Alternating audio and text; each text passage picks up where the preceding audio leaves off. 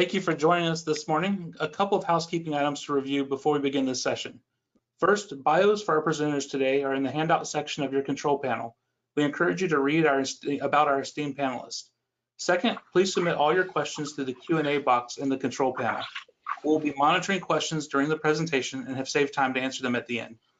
This session is worth one law CM. You can find that CM log information in the handout section as well. Finally, we could not host this event without the support from our sponsors who are listed on today's agenda and speakers' bios. Make sure you take a look at our annual, capital, and gallery level sponsors for this event. Thank you for your attention, and let's get started. Thank you, Devin. And I would add a word of thanks to you, our technology guru. I'm not sure that we would be able to do this without your help. We're very grateful.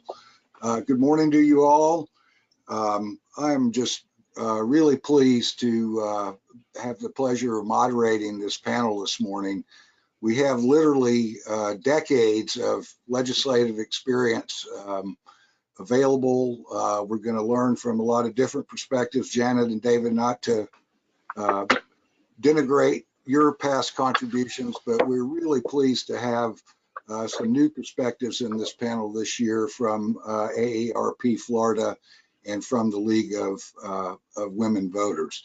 So just a few ground rules. As I've said, I'm going to ask each of you to make a brief 5 to 7 minute presentation about your organization's priorities during the session. I may ask a follow-up question or two, and then we will throw it open to our audience. And I think we'll have a spirited and enlightening conversation. So with that, we had a segment yesterday where Steve Bosquet, the editorial page editor of the Sun Sentinel, said that this is, quote, a session like no other. And he was referring to some degree about the fact that this is a combination of an election year session and a reapportionment session. But there are many, many, many other issues at play. And so with that, Zane, if you don't mind, I think we'll start with you. What's AARP working on and worried about? Sure. Well, we're working on a lot and worried about just as much. And this session is truly like none other. So just a little bit about AARP. Obviously, our focus is on the 55 plus, more vulnerable Floridians, especially as we age, remaining in our homes, having access to good health care, safe streets. So we're not a one, singularly focused organization. We focus on a lot of different issue areas in Tallahassee. So to say what our focus is, it is actually quite broad, but to narrow it down, things related to health and human services are always a priority. We do a lot of work dealing with consumer issues such as consumer fraud, taxes, things that impact the financial wallet of individuals living in Florida. And then finally, we have our broader, which is a great combination of all things that we call livable communities. So that's housing, transportation, streets, utilities. So things that impact our daily living in Florida. So some of the trends we're seeing and some of the things we're hyper focused on right now, point blank, nursing homes. We've got a few different bills right now moving through the legislative session, one that's good and one that is extremely bad. The bill that is good, that's moving, that we expect to pass, will actually create a little bit more transparencies, and it'll now require nursing homes to provide audited financial documents to the legislature and for public review. So that's a good thing. We're going to see how nursing homes are actually spending their money. Now for the bad, there's a bill that would actually reduce the nursing care in nursing homes. They call it modernizing nursing home staffing, and we call it removing the nursing out of the nursing homes. We're really concerned about the impact this will have on current nursing home residents and obviously future nursing home residents. There's a lot of data, a lot of reports that show the more nurses, such as CNAs, that you have in a facility daily working with these residents, the better the quality care is. And Florida's going in the wrong direction on this one. So that's pretty troubling. Outside of nursing homes, we've got guardianship, which is one of our major issues. We all know that Florida and many of the other states have issues with their adult guardianship system. Some pretty high profile stories have brought this to light, such as Britney Spears, but we've had our own high profile stories that don't include big celebrities here in Florida. So right now we're working on 2 bills that would actually help ease some of the issues within the adult guardianship system. With the work that we're doing this year, it will obviously build into a bigger reform package within the next 2 years. So that's some positive. There's some good stuff moving on guardianship. Another issue that's kind of flying under the radar but is important, anybody that has grandchildren here obviously knows that it's important to be a part of their lives as they grow. And there's a bill right now, and it's moving in both chambers, that's called grandparent visitation rights. And it would actually allow grandparents to have a day in court to petition for visitation with a grandchild if one or both of the parents are murdered or killed. And this was the direct result of a pretty high profile murder that occurred in Tallahassee a few years ago. And the surviving spouse's family has kept this grandchild from the grandparents. So we're trying to give access to grandparents when it's in the best interest of the child to be able to be a part of that child's life. Moving away from kind of that arena of issues, we're supporting a bill that talks about broadband infrastructure. We all know Florida has been somewhat behind on implementing easier access to broadband across the state. And what a lot of people don't realize is broadband is just not about being at home on your tablet or having the best streaming quality. It goes to telehealth. It helps doctors provide healthcare access to rural residents and even residents in bigger cities. So we often look at broadband and the implementation and work with legislators to try to figure out where the gaps are and how we can fill those and how we can help get better access to our rural communities across Florida. And then finally, one other kind of fun one that I like to say is fun, but a feel-good bill is the regulation of smoking in public places bill. This one deals with the Florida Clean Air Act. It removes indoor from the name of the act to make it applicable to outside arenas. And this is giving a little bit power back to the municipalities, back to the communities to help them decide what's best for the residents on beaches, in parks, in community areas where smoking is an issue. So with that, I'll stop and look forward to hearing from others and having some questions. Thank you. That was a great summary. Let me ask you a question about the broadband expansion issue. My understanding is there's $100 million or so of federal infrastructure money that's coming to Florida to expand broadband coverage. Any feel for how that's going to be distributed? Who's going to distribute it? I think you're hitting the nail. Yeah, you're hitting the crux of the issue, right? Like, how is this going to come to play? So if you recall, 2 years ago, a broadband bill passed that was the catalyst that was to bring the money down, because for 8 to 10 years, Florida had just not requested the funds that were available, free money from the federal government to help with our broadband infrastructure. So we had legislation that passed about 2 years ago that set this into motion. So now we're seeing the money's coming in, and it's what do we do with that money? Through some legislation, an office was set up that is designed to kind of figure out where the gaps are in our broadband service, working with third-party vendors that can establish broadband internet capabilities across Florida. So hopefully the state agency that's newly created, that isn't even fully operating yet, will get their feet on the ground and start making these critical decisions. I know there's opportunity. There will be opportunity for public input. And so I think it's crucial that residents, once these opportunities arise, let the decision makers know what they're seeing in their community as it relates to broadband. So it's going to take a group effort, a Florida state effort, but yeah, making sure the money is spent where it needs to be spent is going to be the key step in broadband in Florida.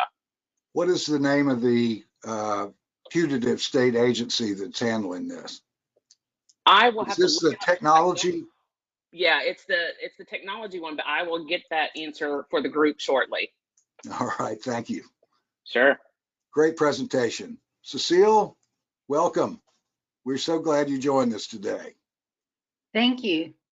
Cecile, I was going to say, I'll offer my usual caveat. I didn't mean to talk over you. It's a bad habit. That we're not going to insult the intelligence of our members by rereading these bios that they've been provided with. But just as a brief introduction for you, Cecile is the president of the League of Women Voters of Florida. And as I said when we began, I think she brings a great perspective, as did Zane, that we haven't had the benefit of before. So Cecile, what are the League of Women Voters working on right now? So many things. Our essential mission is voting and civic engagement and having as many individuals and groups bring their issues to the legislators to have their voices heard and have their needs met. And unfortunately, this particular legislature has been very focused on rolling back access for the citizens to be heard with regards to their most recent proposal. They call it PIEs, Public Integrity Election Laws proposals, also known as Senate Bill 524, where, for example, they have raised the aggregate penalty for third-party voter registrants, such as the League, and anybody who collects voting registration applications would be called a third-party voter registrant. And there are penalties if you don't turn in the voter registration applications on time. And the aggregate penalty was $1,000 for many years. They are proposing to raise that to $50,000. Not only is the League directly concerned and impacted by that kind of threatening draconian penalty, but we're very concerned about so many small groups, small churches, individuals who want to participate in the franchise and helping other people to register to vote. I mean, that's just plain scary and totally uncalled for. The number of problems that we have with regards to voting registration and turning in applications is minuscule, and that's taking a major hammer and hitting everybody the same way. The process really is that everybody has to put their exact state number on the application. So if there's a problem, the state has an opportunity to go to that organization, individual, and resolve it with them. Hey, let's get some more training. Let's fix this problem. You do not have to make a rule that hits everybody, thousands of groups that are doing this voter registration with threatening them with a $50,000 fine. They're continuing their limitations on drop boxes. They want to increase that. Here's another thing. In this bill, there's a proposal that you have 3 envelopes.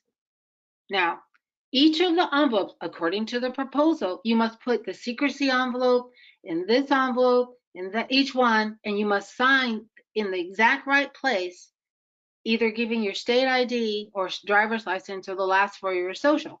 If you happen to sign on the wrong envelope, you lose. Your vote does not count. I mean, these are clearly intentional, harmful steps to block the voice and the vote of citizens. And it's very, very concerning. It has not been lost on the League that when certain groups were using vote by mail, it was great because certain groups were doing it ahead and doing it more, and that was great, so long as you follow the law.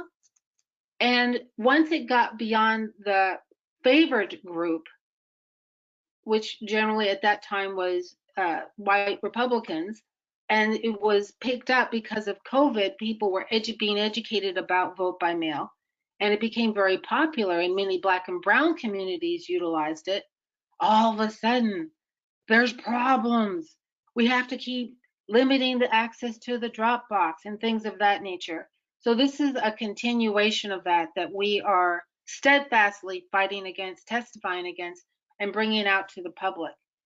In addition, there's been a real attempt by the legislators to basically censure, people's voices, which is part of the process of voting, selecting a representative. What do they stand for?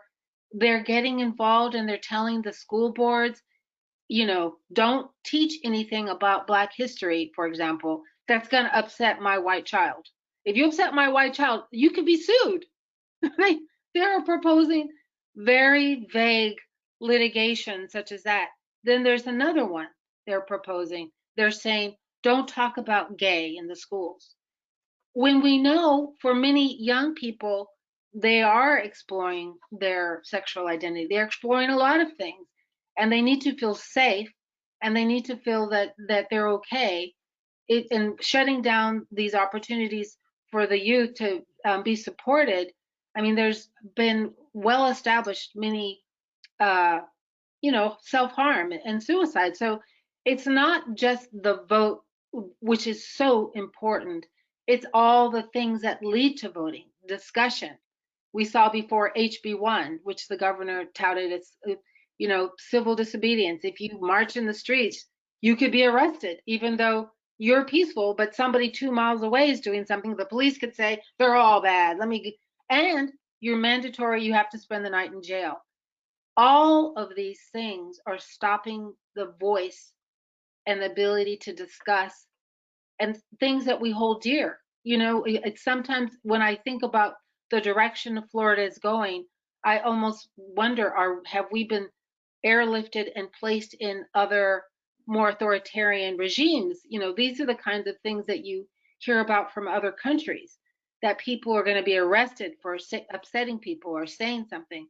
So from our perspective, it's a full-on onslaught on citizens' rights, and we are very focused on all of it. And I'll mention one more, which is of great concern: the attack on women's ability to choose their fertility and how they want to raise their family or not. And that is something that many of us never thought that we would see the need to have to fight that battle again. But the League is fully in support of every individual's, especially women's, ability to choose what's best for themselves. Nobody should be enforcing, including the government or any other citizens, their views or values on anybody else within the Roe v. Wade expansion. So right now there's a proposal to limit opportunities for a woman to choose after 15 weeks of pregnancy, even though many women, especially younger women, their cycles are not regular. So they really may not know for a couple of months. And so they could be in a very bad situation. We contend that a woman's right to choose is intimate, it's personal, and it's sanctified in our Constitution, and we believe in the United States Constitution. And we also say that a woman's ability to control her fertility impacts her ability to be involved in civic life, to vote, to run for office, to get involved. And so the two things really run together. We just feel that the rights of citizens are under attack. Thank you. Well, thank you. Just to put your comments about mail voting in context, as I recall, during the 2020 election, almost 5 million Floridians voted by mail. And so it is a really significant issue, 40% of the electorate. It really is. And it's really telling. You got to remember, the governor, Governor DeSantis, and Secretary Lee, who was over the Division of Elections, they were so pleased after our 2020 elections. Our numbers came in, the problems with the elections, allegations of fraud were almost nil. Our results came in quickly. People were voting safely, vote by mail, and they were crowing about it. And so we had no problems out of their own mouths. Everything went well. I believe there was a statement that should be the standard that the rest of the nation should look at.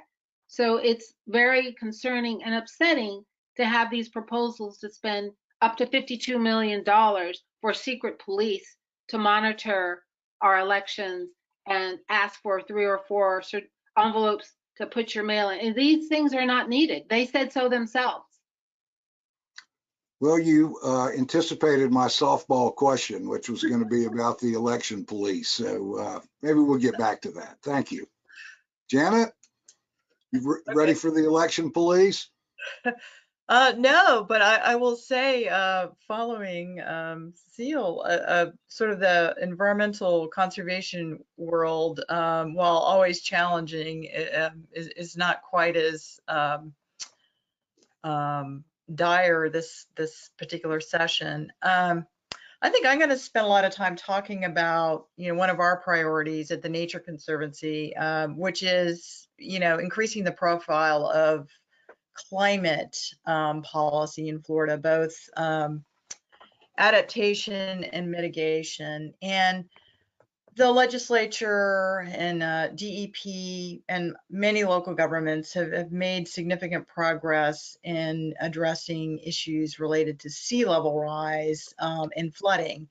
And last session, if you recall, there was a significant legislation passed to address resilience and setting up a kind of a new Resilient Florida program that includes grant funding for local governments primarily, but also for water management districts and other districts to address sea level rise and flooding, and for the state to do some sea level rise and flooding planning. So over the past year, DEP has been working on implementing that program, and the first sort of statewide flooding and sea level rise plan was prepared with several $100 million worth of projects. The state was able to use some of the American Rescue Plan money to fund projects. And so there's been a significant progress in the last year in funding these types of programs. This session, there's kind of a follow-up bill, Senate Bill 1940, House Bill 7053, that provides some tweaks to the program, one of which is establishing the Office of Chief Resilience Officer in the governor's office and making that permanent. Also including Department of Transportation and transportation resilience as a focus, and directing DOT to come up with a transportation resilience plan. And then also providing a little bit more assistance to smaller local governments who are doing vulnerability assessments and giving them some funding to come up with projects. Sometimes it's difficult for smaller local governments to compete against large local governments in terms of project design and permitting, et cetera. So that could be helpful. So that's on the adaptation side. There's some other bills out there that are related. There's Senate Bill 1238, House Bill 1019 that would deal with saltwater intrusion and require coastal counties to perform a saltwater intrusion vulnerability assessment to address saltwater intrusion on well fields and to look at the costs potentially of replacing well fields that are contaminated with salt water. Also, there's a couple of bills out there that deal with expanding the requirement that infrastructure that's financed by state or local government that is in vulnerable coastal areas, that a vulnerability assessment is done through what's called the SLIP process. There's legislation to expand that beyond what's defined as the coastal building zone. So all that's on the adaptation side. So on the mitigation side, which is related to addressing the causes of climate change, progress has not been forthcoming. And in fact, one of our major priorities is opposing a bill that would significantly undermine the deployment of rooftop solar in Florida, Senate Bill 1024. Which would direct the Public Service Commission to make some really substantial changes to net metering, which is the way that consumers that put rooftop solar and commercial users on their roofs are compensated. Right now, they get the retail rate for energy they put back on the grid, and that offsets their electric bill. And this particular legislation would really undermine and reduce the amount that they're compensated. And there have been rooftop small businesses from across the state that have come up and contend that their industry will be completely decimated if the bill passes. So that's of concern. And there's a continual reluctance of leadership and the governor to really specifically address the causes of climate change. So that's something that we've been working on. The Nature Conservancy, you know, our sort of traditional bread and butter issue has been land acquisition. And fortunately, over the last couple of years, there's been more funding for land acquisition than certainly was the case during the Scott administration and during the recession. This year, in the budgets draft budgets that just came out and were adopted on the House and Senate side, respectfully, as they get ready for their budget negotiations. Both sides have around $100 million for the Florida Forever program, but the Senate also has $300 million for the Rural and Family Lands program, which is a program whereby the state buys conservation easements over agricultural lands that have some conservation value.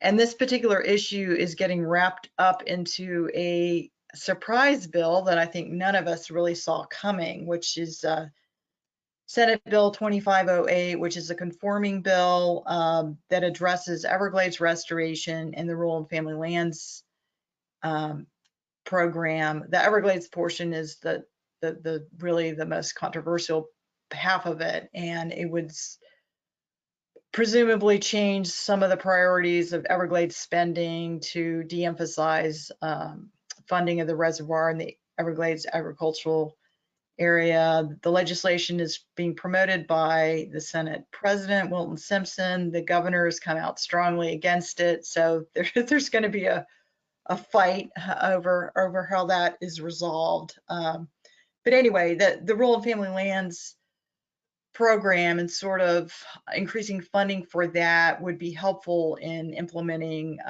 some of the objectives of the Florida Wildlife Corridor, which is, you know, connecting conservation lands and ag lands that are useful for wildlife corridors.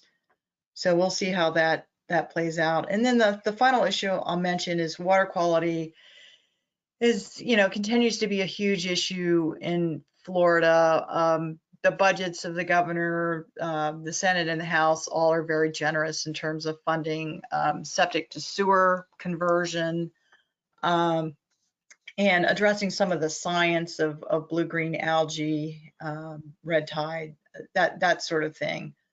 But, you know, on the regulatory side, you know, it tends, the legislature's having difficulty, I think, landing on the right balance of regulation in terms of how to address best management practices and, you know, some agricultural activities, et cetera, that are necessary for agriculture, but may have a detrimental effect on water quality, and, you know, how to address that going forward. A bill we were concerned about, looks like it may be going away, would allow seagrass mitigation banks. And sort of the issue there is seagrass is very sensitive to poor water quality, and there's a question of really whether seagrass can be propagated successfully in mitigation. And again, that's just an example of the kinds of water quality bills out there. So I would say, you know, generally the landscape is good on the environmental funding front. Some of the policy issues out there continue to be a challenge, and we'll keep working on them. Thanks.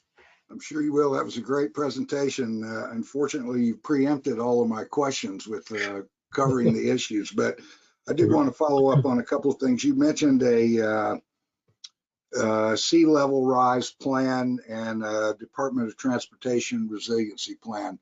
Have there been opportunities in the development of those plans for public input, input from local governments, obviously input from the planning profession, or are they internal studies?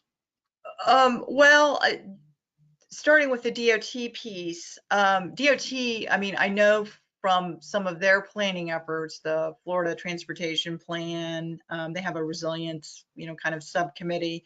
They have been looking at resilience issues, and really over the last couple years, really become much more proactive at looking at those issues. I mean, I think part of this language is recognizing what they're doing as important to the overall planning picture. It doesn't, you know, the way it's written, it's an internal plan, as opposed to, you know, like a rule or Right. that would have, you know, public points of entry. Hearings and that sort of thing. Yeah. Yeah, but you know, I would view it as similarly as the requirement that DEP come up with a sea level rise plan. I mean, I think there will be opportunities for public input, but it's one of those, they may be more informal than, you know, formal rulemaking type public input. Great, thank you. And then I was surprised you didn't mention the little nuance when you were talking about the rural and family land program, that the increased funding up to $300 million, as I understand it, will not be available until January 1, 2023. Why is that? Well, I think maybe the reason for that is that the President Simpson is looking, you know, wanting to be the one who spends the money when Exactly. assuming that he takes office.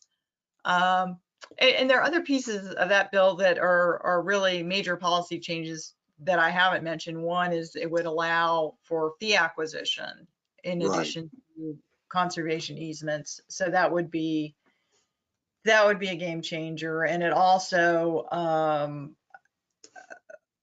references acquiring the land, the property at fair market value, as opposed to the existing process that DEP acquires land that's based on appraisal value. So, I mean, there's some issues regarding that. I mean, I think from our perspective, you know, I mean, the Rural and Family Lands Program hadn't been funded for the last, at least 2 years, maybe 3 years. So, I mean, it's an important tool, but, you know, it's being wrapped into this Everglades stuff. And, you know, and I think some of the details need to be vetted and not just sort of, you know, crammed through session in the budget. Thank you. David, you've been walking around over there in the Capitol with a target on your back. Want to tell us what it's like? Hey, Lester, and good morning, everybody. My name's David Cruz. I'm a Deputy General Counsel for the Florida League of Cities. And we cover an incredibly diverse range of issues on behalf of all 411 cities in Florida. Just this session alone, there's been over 3,000 bills filed, and we are following over 600 of those that somehow have an impact on local governments in Florida. And Lester and I were joking before we started this program this morning, but it certainly feels at times that local government has a target painted on the back of our shirts this session, and that either Senate or House leadership is gunning for us on a lot of issues. Because of home rule authority in Florida, oftentimes the League of Cities is playing defense on a lot of issues. We're not going to the legislature and asking for specific legislative authority to do something, because we could already do that under home rule. And so as a result, we're always caught up on a preemption battle of some sort, or other issues that come up on a session by session basis. And this session is no different. So hoping to spend my time giving you at least a flavor of some of the issues that we are covering this session. Normally, I would go ahead and spend some time on land use issues and growth management type issues, because I think that's important to your members. However, I think this session, it's been a very slow session on those land use and growth management type issues. Really appreciate that at the beginning of session, Alex and your members were able to provide some very valuable feedback on some of these land use bills to allow the League of Cities to formulate a position on them. Ultimately, it looks like almost none of them are going to move or pass this session. So with that, you know, just to give you that flavor of issues that we're following, there's been a pair of bills that are moving in both the House and the Senate this session that deal with sovereign immunity. And just a brief for your members. Sovereign immunity is something that is not unique to Florida. Over 30-something states have sovereign immunity caps, and essentially that protects government entities from liability. In Florida, those caps are currently set at $200,000 per person, $300,000 per incident whenever there is a tort claim filed against a government entity. Bills this session have been introduced that seek to dramatically increase those numbers. Ultimately, for our members, our taxpayers are ultimately on the hook to pay those claims out. And so it's very important that a fair balance is struck between making somebody that's been injured whole and protecting our taxpayers so that we could continue to provide the services that our residents expect. And so bills that have been filed this session are Senate Bill 974 by Senator Gruters and House Bill 985. The Senate bill in its current posture is looking to take that 200,000 number up to $1 million and that 300,000 number up to $3 million. The House bill is looking to do $1 million per person with no per incident cap at all at the moment. And so those are two bills that are very concerning to our members. A couple other bills changing topics that we're working on this session. And these are, both of these I would say are very important to Senate leadership. They're Senate leadership priorities, if you will. One deals with local ordinances, and that's Senate Bill 280. The House bill is House Bill 403. But essentially these bills would require whenever local governments pass any ordinance that they would have to do a business impact study to analyze what impact the passage of that ordinance might have on on businesses within the community. It would create a cause of action, if you will, depending on certain parameters. As these bills have worked through session, we have worked extremely hard to limit the impact of these bills. So for example, we were able to exempt a broad range of ordinances, including land use type ordinances, building code type ordinances that are all adopted at the local level. Those would not be part of the bill at this point. The Senate bill has already passed the Senate completely, and so now we're waiting on the House to take action on that one. Another bill that kind of goes along with this package, if you will, of priority level bills for the Senate. I think this is a priority bill for the Senate President, and this is Senate Bill 620 by Senator Hudson and House Bill 569 by Representative McClure. But essentially, these bills would create a new lawsuit in Florida for business damages. So if a business that's been engaged in business in Florida for 3 years or more suffers 15% loss in profit as a result of an ordinance that's enacted at the local level, they could then sue the local government for damages to recover their losses. And just to put this in terms of a simple example, if you will, if a city of Miami Beach decides that they want to shut down bars at 2 a.m. versus 5 in the morning, and the local residents of the city of Miami Beach go ahead and do a charter amendment, and they all vote to do that, and bars start closing at 2 in the morning, all of the bars that used to be open till 5 will now have a potential ability to file a lawsuit for the lost profit of not being able to stay open until 5 in the morning. And so those are concerning bills. We have worked very hard to limit the impact on both of these bills. And so we're in a posture where we're trying to just limit impact, because it looks like these bills are absolutely set to pass this session. Switching gears to another topic, and I don't know if you've had any other speakers touch on this issue, but certainly the tragedy in Surfside is something that our legislators have been looking at. There have been several bills filed on that topic. The ones that look like they are going to be the key vehicles for this year. On the House side, it's House Bill 7069. On the Senate side, it's Senate Bill 7042.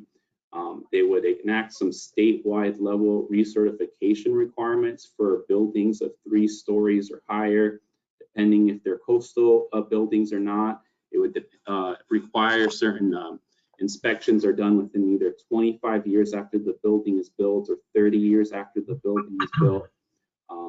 So those are certainly something that I think your members would be interested in. And then last issue that is always like a perennial fight for us, it deals with vacation rentals. So bills have been filed yet again this session that would seek to expand the preemption of vacation rentals. Cities in Florida are already preempted from regulating the duration of the stay or limiting where vacation rentals can take place through zoning. These bills are seeking to expand that and are a concern to us. They would limit how much registration we could do at the local level to register the vacation rental properties. And so those bill numbers are Senate Bill 512 and House Bill 325. And those are bills that we are still working on. So that's a broad overview of issues that we're working on. You're working very hard. I've been a partial party to some of the negotiations on several of these bills, and you guys are doing a great job. As you said, you're trying to limit the perverse impacts of some of them. A quick comment, your discussion of the business damages bill. I know APA Florida is very, very supportive, as are many of these other organizations, of septic to sewer conversions. That would put a stop to that, would it not? If you're a septic tank operator? Well, certainly, I guess if you're in business for 3 years or more within the city and your business is to pump out septic tanks, right, and we're requiring you to go to city sewer, there could be the potential for a loss in profits of 15% or more. right. Depending on certain exemptions that have been put into the bill, they may or may not fall into play. But yes, absolutely, those are the types of concerns we're worried about. And then a quick question for you, David, for those who not like us, which is most people in the real world and don't labor in the vineyards of the Capitol. When you talk about preemption, tell our folks what you mean by that. Sure. Under Florida's 1968 amendments to the Constitution, cities in Florida enjoy home rule. And so essentially cities can go ahead and enact a local ordinance without having to get specific legislative authority to do so. Once we go ahead and enact ordinances on certain topic areas, the legislature preempts us by coming in and saying you could no longer regulate that field. And so essentially we've seen a trend within the last 10 years of special interest groups going to the legislature and shortcutting the local government process and asking for preemptions in several different topics. You can see why David's such a good lawyer. That was a really succinct explanation of a hideously complicated subject. Thank you. Whit, Thank you. last but not least, batting cleanup, Whit Blanton, our chairman of APA Legislative Policy Committee. Whit, thank you again for joining us today. Thank you very much. And I'm happy to finish up this great panel here. I'm wearing two hats. So in addition to being chair of the APA Legislative and Policy Committee, I'm also on the National APA Legislative and Policy Committee. And as a director of an MPO, I pay a lot of attention to transportation issues in the state of Florida. The Legislative and Policy Committee has developed a number of positions on different bills, some of which have already been covered by our panel members, but I want to focus on a couple. Transportation is a big topic.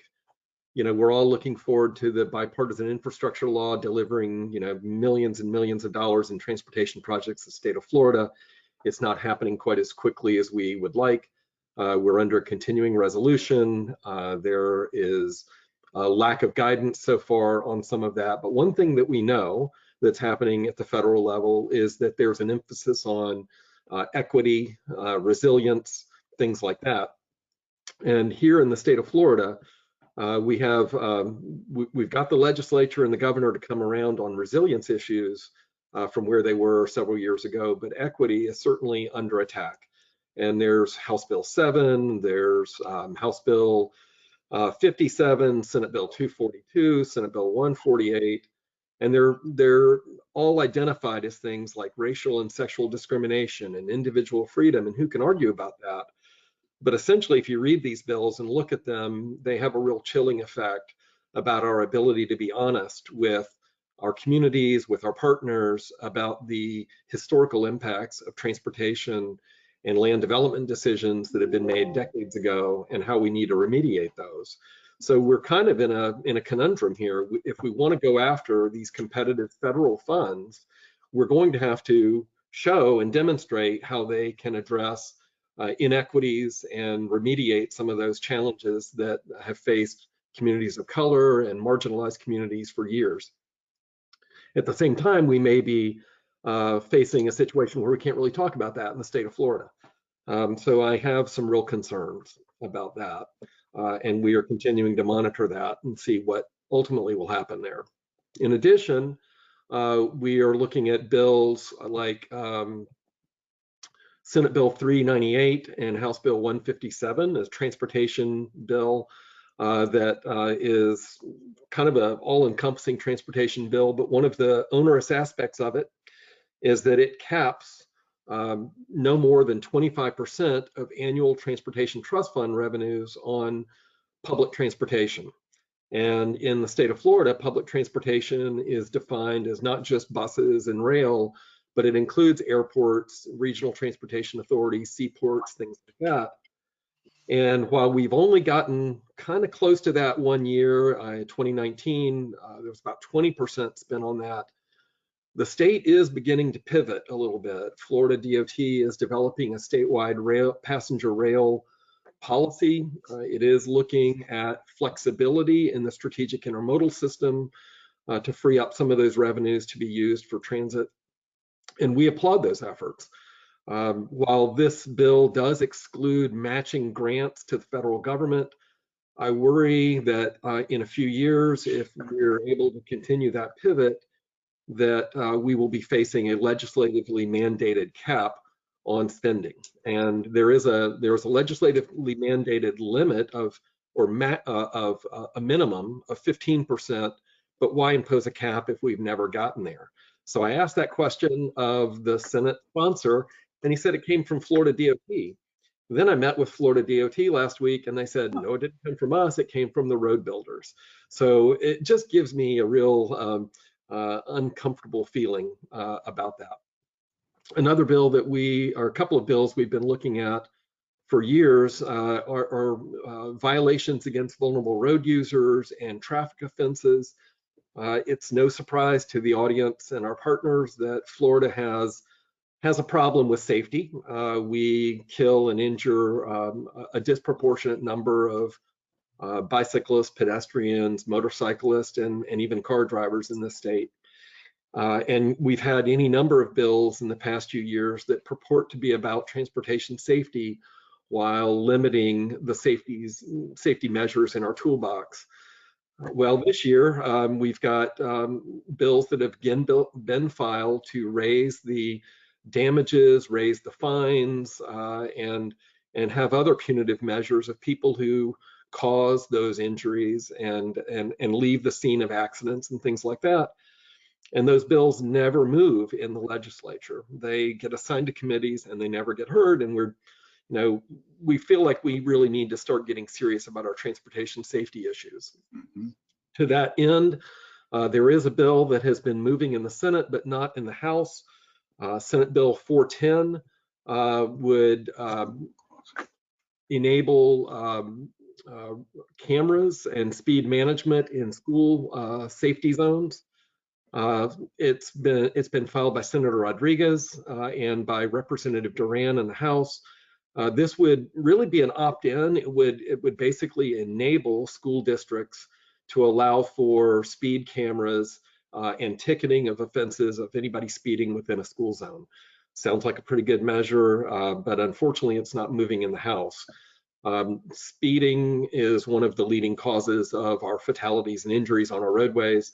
And this would be a good initial step to tackling those issues. I'm going to deviate a little bit over to another bill that we're worried about on the land use side. This is Senate Bill 962 and House Bill 981. The title is Residential Development Projects for Affordable Housing. Again, it sounds like a pretty innocuous title. But what this would enable would be mixed use development or residential development that had an affordable housing component, could be developed in industrial areas, notwithstanding any local ordinances to the contrary. In a county like mine, Pinellas County, we're a densely developed county, and we're doing everything we can to protect and preserve industrial land, because that's where we have our target employment and higher wage jobs. And just a couple of years ago, the legislature passed House Bill 1339 that would allow for affordable housing in those areas. And while we gritted our teeth on that one, the city of St. Petersburg in particular came up with a really good framework for evaluating that. And now this would pit market rate residential, largely market rate residential and mixed use developments against affordable housing. And I think we all kind of know who might win out on that. And it doesn't limit local government's ability to increase that affordable housing threshold, say to 40 or 50%, but the minimum of 10% is pretty darn low from our perspective. So we're not real happy with those bills. Thank you. So You mentioned, oh, I'm sorry, go ahead, please. No, just happy to answer any questions. You mentioned a pivot by DOT. What do you mean by that? Well, for years, the department has been pretty resistant to flexibility in its major transportation funding program, which is the Strategic Intermodal System, which covers the interstates and any other number of major roadways and multimodal hubs. The department is updating its Strategic Intermodal System policy plan right now that would include some flexibility that would allow, for instance, funds under that program to go to parallel roads that aren't on the SIS network. It would allow for transit to operate on the SIS and to have those program dollars to be used for the capital to offset some of those transit projects, where previously it was only for fixed guideway. That definition is now becoming a little bit more flexible. And since that constitutes about 75% of the Transportation Trust Fund, we think that's particularly important for large urban counties that Miami-Dade, Broward, Pinellas, even Hillsborough that need that flexibility of their network. Great, thank you. Cecile, we haven't talked about the elephant in the room. Let's talk about it. Reapportionment. The league has been very active in that, was very active in the Fair District's constitutional amendment. What's going on over there with reapportionment? So much is going on. The governor has been particularly aggressive and doing things, as far as we know, that no governor has ever done in the state of Florida. First, he submitted his own maps. Shocking, because the rules provide that he only has the right to veto congressional map. There is no guidelines or anything that gives him the right to submit his own maps. And then when you looked at the maps, they directly harmed the voting strength of African Americans and Hispanics significantly, which on its face seemed to flout our fair districts in our Florida Constitution, which says no retrogression. And it not only says no retrogression, it also says that you must look for opportunities and provide opportunities for language minorities and racial minorities if those opportunities are there. Now, there's a formula to determine that, but the governor's map isn't doing either one. It's taking away, and it's not looking for anything more, even though we've had 1.5 approximately more Hispanics have moved or in our state, and about 500,000 more African Americans. So you would think that not only should you at least maintain what was there, but look for, the law says look for the other places where you could draw minority opportunity districts. So the governor really threw a monkey wrench into the gears, and then he turned around and asked for the Florida Supreme Court in an advisory opinion to say, can I do that? Is it lawful for me to take away voting rights based on compactness, which under our laws, compactness defers to the opportunity for a racial or language minority to have an opportunity to select a representative of their choice. So you're like, hey, our fair district says tier 1, which is non-retrogression, don't do things based on politics, don't favor one party over the other, that has priority over compactness. So it's like, are we reading the same document? So there's just a lot of concern. The Supreme Court has said this is beyond our capacity. It requires much more detailed information, study. We are not going to give you an advisory opinion. What had happened was the House of Representatives did not finish their maps. So we're waiting because they were waiting to see what the Supreme Court would say. So now all of us, the League and many other voting rights groups and a group called Fair Districts, which is the coalition of voting rights activists, we're all waiting anxiously to see how the other shoe drops. There's been some indication that from, I think, Speaker Sprowls, that they were not going to take up the governor's idea of a map, but the governor still has a right to veto. So everybody is monitoring, everybody is watching. There's great concern. There's so much at stake. 10 years. Once the maps are in place, they control the division of power for 10 years. And unfortunately, there seems to be an intent to limit the voices of Black and Brown people in the state of Florida. Thank you very much. We've got time for just a few questions. Janet, I think this one's for you. There was a question about clarification on the solar bill, that the difference between the retail rate and the wholesale rate and how that would affect a homeowner.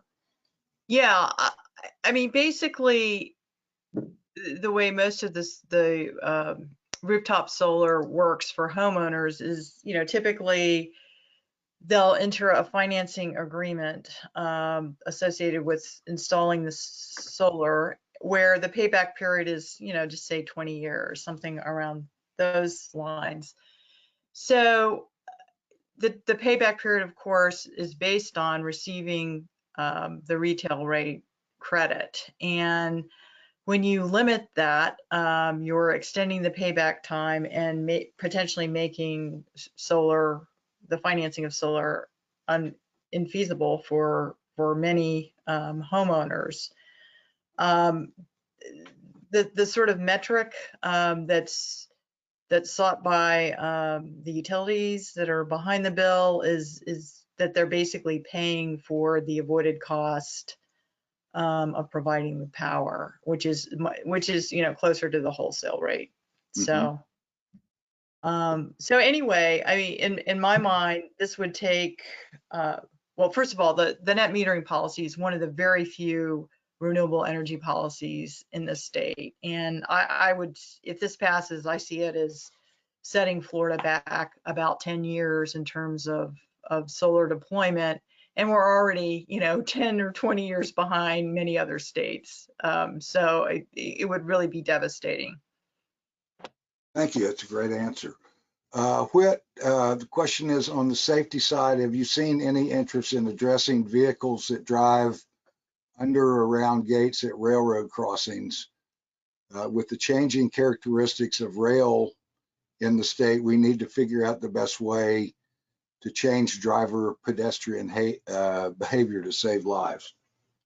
Yeah, it's a really good question. I don't know the specific answer. That's not one we've been tracking, but I'll look into that and see. And maybe that's something the Legislative and Policy Committee can consider as part of its platform for 23. Great, thank you. We've got about 1 more minute, so I will use that again to thank our panelists. Zane, thank you very much. It's wonderful perspective. Cecile, nailed it. Thank you very much. Janet, as usual, gave us a great overview of environmental and growth management issues. My friend David Cruz has helped us all understand what preemption is, and Whit has brought us up to speed on transportation and growth management issues.